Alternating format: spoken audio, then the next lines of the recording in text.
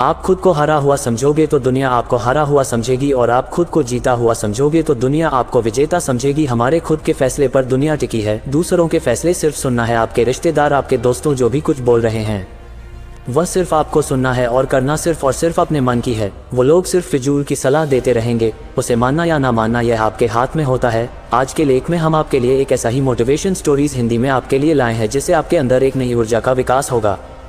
बुरा वक्त दुनिया में हर किसी का आता है, पर इससे हारना हमारी सबसे बड़ी हार होती है। अगर आप अपने बुरे वक्त से नहीं जीत सकते तो आप किसी सफलता को जीत नहीं सकते हैं। सफल बनना आपका सपना है, मेरा नहीं, इस बात को याद रखना।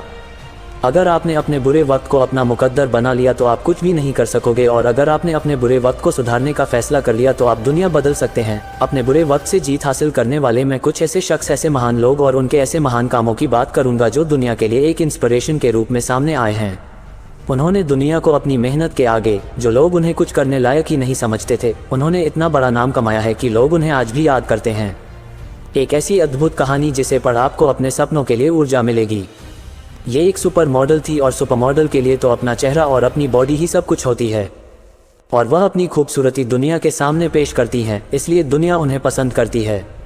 ये एक फायर एक्सीडेंट में इनका फेस बॉडी इस तरह जल गया था कि 100 से भी ज़्यादा ऑपरेशन हुए, हाथ की सारी उंगली चली गई, पर यह बच गई थी। तब ये अपनी ज़िंदगी को एक लाश समझने लगी थी, क्योंकि उनके पास जो कुछ था उस फायर एक्सीडेंट में सब चला गया था।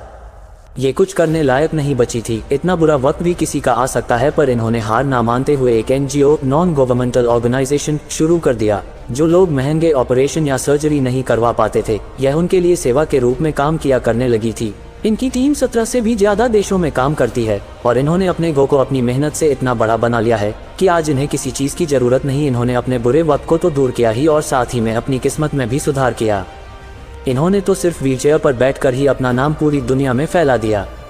ये ऐसी औरत है जिनकी एक एक्सीडेंट में रीढ़ की हड्डी टूट गई, तब से इन्हें अपनी पूरी ज़िंदगी व्हीलचेयर पर ही गुजारनी पड़ी, और इनके पास तो अफसोस करने के अलावा और कुछ भी नहीं था, क्योंकि इनकी हालत ही ऐसी थी। पर इन्होंने अपने सपनों को पूरा करने का ठान लिया था। आज इतनी बड़ी पूरी दुनिया में अपना नाम बनाया है, और ये मोटिवेशनल स्पीकर, मॉडल और पेंटर के रूप में दुनिया के सामने अपना हुनर दिखाया है। इन्होंने उस एक्सीडेंट में 2 साल तक एक बेड पर बिताए, और तो और इनके पति ने भी इन्हें डिवोर्स दे दिया। ये जिंदगी में सब कुछ हार चुकी थी, पर खुद से नहीं हारी थी, और इन्होंने वो कर दिखाया जो लोग सिर्फ सोचते हैं, और करना तो दूर की बात है।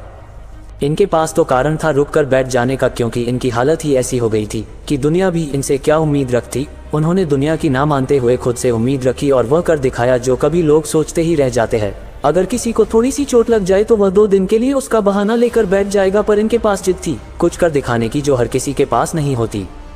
अगर वह हर किसी के पास आ जाए तो हर कोई सफलता हासिल कर सकता है। वह अपने आप नहीं होती, हमें खुद से करनी पड़ती है। खुद को इतनी तकलीफ देनी पड़ती है कि उसकी कोई सीमा नहीं होती। और पहले तो हमें जीवन में आने वाली मुश्किलों का सामना करना पड़ता है। जब हमें सफलता मिलती है, वह 1000 मुश्किलें एक सफलता के आगे कुछ भी नहीं लगेगी। इसलिए आज आप मेहनत करो, कल तुम्हें सफलता अपने आप मिलेगी।